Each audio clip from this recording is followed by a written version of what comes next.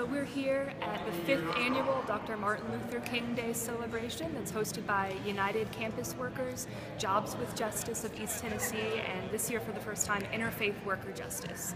So we're just really excited to be gathered here together to celebrate Dr. King and remember his dream of economic, racial, and social justice, and get excited about the work that's ahead of us, and hopefully leave with hope that we can accomplish all the things that we need to accomplish to win what we need to win for our peoples.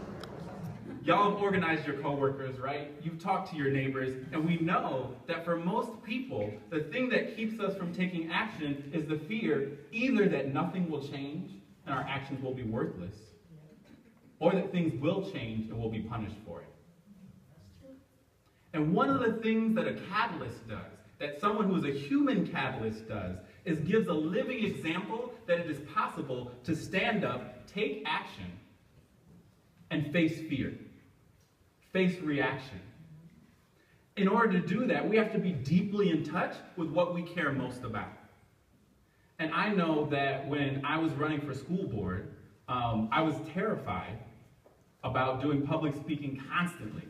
And one of the reasons that I was scared of that is because I'm a gay man, and I was like, if I go out there, I'm running for school board, I'm talking about people's kids, and they're gonna be like, ooh, I don't want you in charge of my children. And I was afraid. But the thing that made a difference for me is that I was in classrooms, I was talking with teachers, and I was talking with students on a daily basis, and hearing and seeing what it was they were going through. I read the notes that students wrote to their teachers when they said, when I came into this classroom, I didn't know that my life mattered.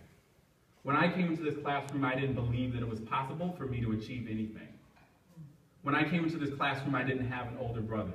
I didn't have an older sister, and that's what you mean to me. I talked to teachers who were buying paper themselves, right?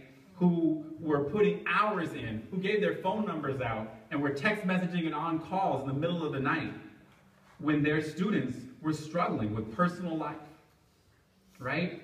And it's those stories that gave me the strength to say, actually, I'm not in this in order to have a good reputation. I'm not in this to be comfortable. I'm in this because right now, there are people who are struggling for a better life. And being constantly in touch with those people is what gave me the strength to step out and say, I'm gonna fight for this, and I'm not gonna be afraid of what others might say.